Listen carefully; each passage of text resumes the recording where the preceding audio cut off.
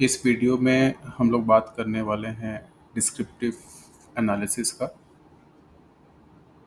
इसके पहले वाले वीडियो में हम लोगों ने बेसिक्स के बारे में बात किया है, जैसे कि क्वेश्चनर कैसे प्रिपेयर करते हैं with the help of Google form. और अगर गूगल फॉर्म के थ्रू हमने क्वेश्चनर प्रिपेयर किया है तो हमें बैक एंड में वो डेटा अचीव होता है एक्सेल फॉर्म में। मेरे पास ये एक्सेल फॉर्म में डेटा अवेलेबल है, जिसमें आप ये देख रहे होंगे कि जो स्टार्टिंग के डेमोग्राफिक्स हैं वो एज इट इज़ हैं। As it is means without codification, जिसका मैंने कोई भी कोडिफाई नहीं किया हुआ है, कोडिंग नहीं की है बेसिकली। और कुछ क्वेश्चंस हैं जिसका मैंने कोडिंग किया हुआ है। कोडिंग मीन्स कि लेट सपोज मैं अगर इस कॉलम के क्वेश्चंस के बारे में बात करूं तो आप रिस्पॉन्सेज देख रहे होंगे 5 4 3 2। ये पहले ऑप्शंस अल्फ़ाबेटिकल हुआ करते थे। लेट सपोज मैंने 5 ऑप्शंस दिया है, starting from strongly satisfied to strongly dissatisfied. अगर स्ट्रांगली सेटिस्फाइड को मैं 5 पॉइंट पे रख रहा हूँ और स्ट्रांगली डिससेटिस्फाइड को मैं 1 पॉइंट पे रख रहा हूँ, तो आपके ऐसे ही ऑप्शंस जो भी रिस्पोंडेंट्स होंगे वो चूज़ करेंगे। बट आप चूँकि आपको पता है कि हम अल्फ़ाबेट्स में एनालिसिस नहीं कर सकते हैं, तो you have to convert all those alphabets into number. So for that purpose, you have to assign numbers to each option. Okay. तो ये सारा काम मैंने ऑलरेडी वीडियो में डिस्कस भी किया हुआ है कि कैसे डेटा को हम एग्जीक्यूटेबल फॉर्मेट में कन्वर्ट कर सकते हैं, जो मैंने ऑलरेडी चैनल पे शेयर किया हुआ है। आज के इस वीडियो का पर्पस बस इतना है कि मैं इसमें डिस्क्रिप्टिव एनालिसिस के बारे में कुछ बात करना चाह रहा था, जो शायद मैंने भी बात नहीं किया हुआ है। डिस्क्रिप्टिव एनालिसिस बेसिकली एक ऐसा कॉन्सेप्ट है जिसमें जिस भी डेटा को आप सेलेक्ट करते हो उस डेटा के डिस्क्रिप्टिव स्टैटिस्टिक्स को आप एक्सप्लेन कर सकते हो। जैसे आपको याद होगा कि स्टैटिस्टिक्स में आपको जो एवरेज से रिलेटेड जितने टॉपिक्स होते हैं, मीन मीडियन मोड या मेजर्स ऑफ डिस्पर्सन अगर आप पढ़ते हो, या स्क्यूनेस पढ़ते हो, रेंज पढ़ते हो, वो सारी चीज़ें आपके बिलोंग करती हैं डिस्क्रिप्टिव एनालिसिस। तो लेट सपोज कि मेरा एक सवाल है, मैं किसी एक सवाल पे डिस्क्रिप्टिव एनालिसिस लगाना चाहता हूँ, तो मैं क्या करूँगा, उस पर्टिकुलर कॉलम के डेटा को सेलेक्ट करूँगा, डेटा में जाऊँगा। डेटा एनालिसिस आई होप आप लोगों ने एक्टिवेट कर रखा होगा अब तक। जैसे ही आप डेटा एनालिसिस पर टैप करोगे तो एक ऑप्शन यहाँ पे आता है आपका डिस्क्रिप्टिव स्टैटिस्टिक्स का। अब जैसे इस पे ओके क्लिक करोगे, आपको यहाँ पे इनपुट रेंज पूछेगा। इनपुट रेंज के लिए आपको डेटा सेलेक्ट करना पड़ेगा जहाँ तक आप इस पे वो ऑपरेशन परफॉर्म करना चाहते हो। तो मैंने क्लिक किया सबसे ऊपर, उसके बाद मैं माउस को बिना छोड़े बटन को लेफ्ट बटन को बिना छोड़े उसको मैं ड्रैग कर रहा हूँ, और इस तरीके से मेरा यहाँ पे रेंज सेलेक्ट हो गया। एक बार फिर से देख लीजिए कैसे मैंने सेलेक्ट किया। यहाँ पे इनपुट रेंज में हम जाएंगे और डेटा हमें सेलेक्ट करना है। तो हम डेटा के एक सेल पे क्लिक कर दीजिए, और उसके बाद चाहे तो आप शिफ्ट एरो डाउन की से भी, अगर माउस की यूज़ करने में प्रॉब्लम हो रही है तो आप एक बार सबसे टॉप वाले सेल पे क्लिक कर दीजिए, और उसके बाद शिफ्ट एरो डाउन की से भी आप सेलेक्ट कर सकते हैं जहां तक आपका डेटा है। तो मैं इस टाइम पे बटन माउस का यूज़ ना करके मैं कीबोर्ड का यूज़ कर रहा हूँ। मैंने सबसे पहले क्लिक कर दिया सबसे फर्स्ट वाले सेल पे, उसके बाद मैं शिफ्ट और एरो डाउन की होल्ड करके मैं उसको ड्रैग कर रहा हूँ।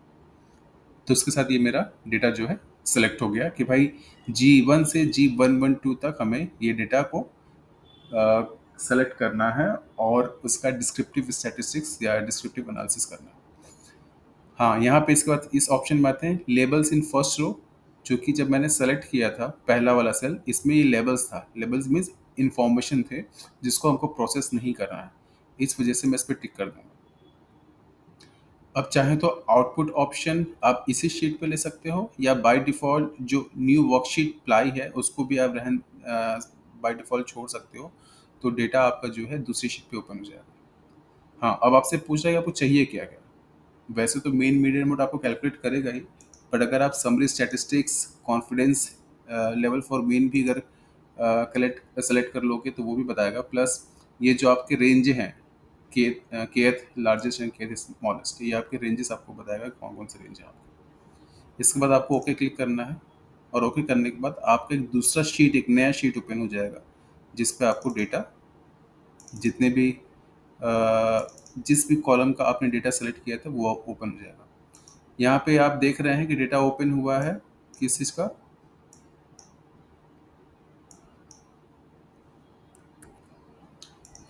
Your you use UPI payment more than cash payment. मैंने जो सवाल सेलेक्ट किया था, मैंने सेलेक्ट किया था ये वाला, you use UPI payment more than cash payment. इसी सवाल का मैंने जो है डिस्क्रिप्टिव स्टैटिस्टिक्स लगाया है। तो इसी सवाल पे ये जो है, इसी सवाल का जो रिस्पॉन्सेज था उसका मीन निकाला है, मीन 3.8 आया है। मीन्स अगर आपका जो ऑप्शंस आपने दिया था, ऑप्शंस अगर 3 न्यूट्रल है, 4 सेटिस्फाइड एंड 5 हाईली सेटिस्फाइड, तो इट मीन्स कि उस सवाल पे जो आपके रिस्पोंडेंट्स हैं उनका जो रुझान है वो सेटिस्फैक्शन की तरफ है। ऐसे ही median mode means maximum number of repetitions क्या है, वो भी पॉजिटिविटी की तरफ है। और ऐसे ही आप सबके जो है इंटरप्रिटेशन लिख सकते हो। अच्छा, एक इंटरप्रिटेशन हम ट्राई करते हैं। इसी टेबल को अगर मैं कॉपी पेस्ट कर दूं चैट जीपीटी पे, तो देखते हैं वो क्या इंटरप्रेट करता है।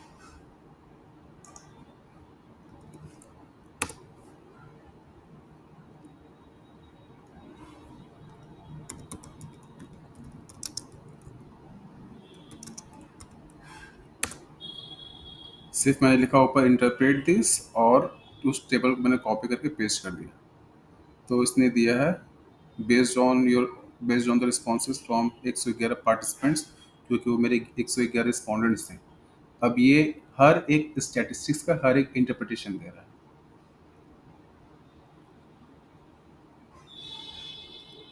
ये सारे इसके इंटरप्रिटेशन है। अब चाहें तो आप इसको as it is copy paste कर सकते हो, या फिर इससे ये भी कह सकते हो कि भाई ये जो ओवरऑल तुम इंटरप्रिटेशन दे रहे हो, please give all interpretation in paragraph form.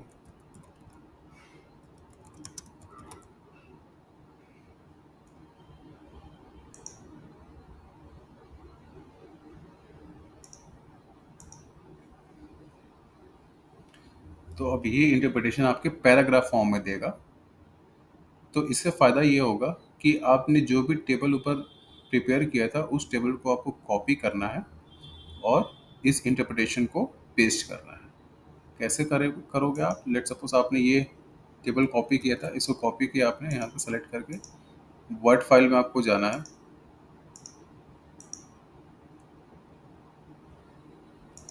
जैसे आप रिपोर्ट प्रिपेयर कर रहे होगे, आपने जो भी सवाल का डिस्क्रिप्टिव एनालिसिस किया उस सवाल को मेंशन करिएगा।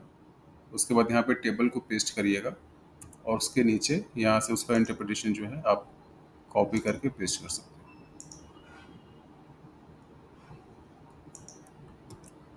ये आपका इंटरप्रिटेशन पेस्ट हो गया।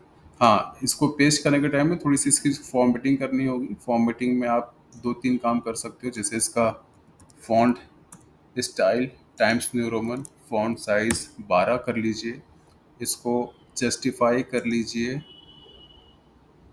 इसके बीच में थोड़ा लाइन स्पेसिंग भी आप बढ़ा सकते हो। अब ये आपका इस पैरा का एक ये डेटा कंप्लीट हो गया है, एक इंटरप्रिटेशन कंप्लीट हो गया। और ये चाहो तो थोड़ा सा ये ओवरऑल वगैरह जो लिखता है इसको भी आप डिलीट करके नॉर्मल सेंटेंस कर सकते हैं। ये बात हो गई इंटरप्रिटेशन कैसे हमें लिखना है। इसके अलावा अगर आपके डेटा में कभी ऐसा हो सकता है कि लेट सपोज सेटिस्फैक्शन के बारे में बात करूं, जो मैं अक्सर कहता हूं कि अगर चिप्स आप कंज्यूम कर रहे हैं, उसको सेटिस्फैक्शन को आपको ड्रॉ करना है, तो कम से कम 3-4 सवाल जो है मिल के वो सेटिस्फैक्शन आपका ड्रॉ करेंगे। तो इस केस में लेट सपोज मेरा ये 4 डेटा है जो मिल के सेटिस्फैक्शन पैरामीटर को एक्सप्लेन कर रहा है। तो मैं क्या करूँगा, इसके बगल में एक कॉलम इंसर्ट कर लूँगा और इन चारों डेटा का मैं सेटिस्फैक्शन कैलकुलेट करूँगा। कैसे? कि मैं इन चारों डेटा का एवरेज ले लूँगा। इन चारों डेटा का मैं एवरेज एक बार फिर से करते हैं। जस्ट थोड़ा मैं साइज बड़ा कर दूं ताकि विजिबिलिटी इसकी बढ़ जाए। हाँ, मैं कर रहा हूँ इस चारों कॉलम को, या चारों कॉलम के डेटा को मैं कंबाइन करना चाह रहा हूँ जो मेरे सेटिस्फैक्शन को ड्रॉ करेगा। तो मैं लिखूंगा इक्वल्स टू फंक्शन एवरेज।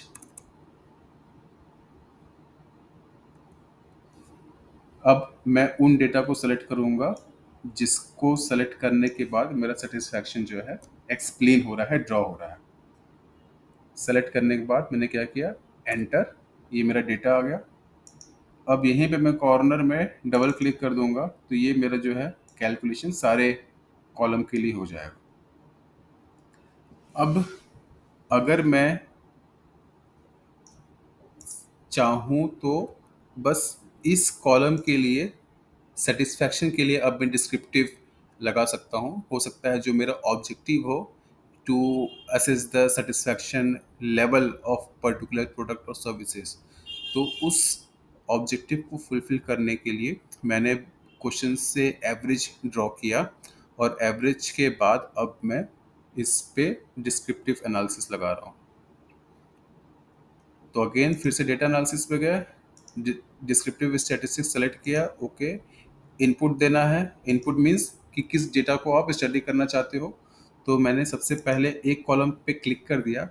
अब शिफ्ट एरो की से मैं डेटा को सेलेक्ट करूंगा। शिफ्ट एरो की से मैं जहां तक जाऊंगा जहां तक की डेटा की एंटर्ड है, हाँ, यहाँ तक। फिर कुछ नहीं छेड़ना है, ग्रुप बाय कॉलम ही रहेगा। अगर लेबल्ड वाला ऑप्शन क्लिक है तो ठीक है, नहीं क्लिक है तो कर दीजिए। बाकी कुछ भी नहीं छेड़ना है, बाकी ये सारे ऑप्शन जैसे टिक करना था लास्ट टाइम पे वैसे ही आपको अभी भी टिक करना है और उसके बाद ओके क्लिक कर दीजिए।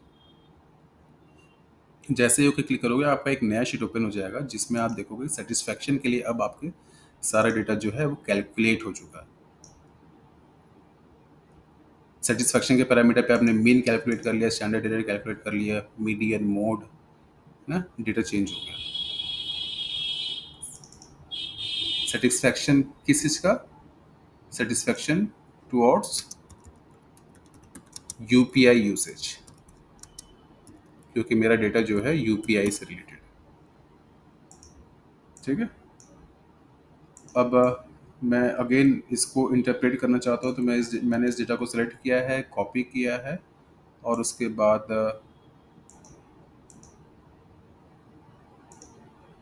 यहाँ चैट जीपीटी में मैंने पेस्ट करने से पहले लिख दिया इंटरप्रेट दिस और डेटा पेस्ट करके एंटर।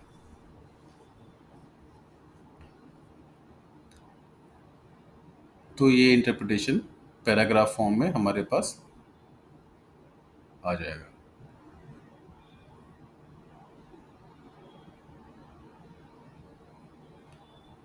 डेटा का इंटरप्रिटेशन कॉपी किया, यहाँ पे डेटा का इंटरप्रिटेशन पेस्ट कर लिया। उसके पहले मैं डेटा को भी पेस्ट कर लूँ जिसका मैंने इंटरप्रिटेशन किया है, यहाँ पे कॉपी पेस्ट। तो ये जो डेटा है, इस डेटा का इंटरप्रिटेशन यहाँ पे है और जिस ऑब्जेक्टिव का है उसका ऑब्जेक्टिव मैं यहाँ पे लिख दूंगा। ऑब्जेक्टिव लेट सपोज कुछ होगा स्टडी का, to assess the satisfaction level towards UPI usage. अगर ये ऑब्जेक्टिव है तो उसका मैं इंटरप्रिटेशन, डिस्क्रिप्टिव इंटरप्रिटेशन ऐसे लिख सकता हूँ। तो बेसिक रिपोर्ट प्रिपेयर करने के लिए अगर आप पाइवोट टेबल प्रिपेयर कर ले रहे हो और डिस्क्रिप्टिव एनालिसिस प्रिपेयर कर ले रहे हो, तो आई थिंक ये आपके इनिशियल स्टेज के लिए, रिपोर्ट प्रिपरेशन के लिए ठीक है। ओके, इस वीडियो में इतना ही रखते हैं। Thank you.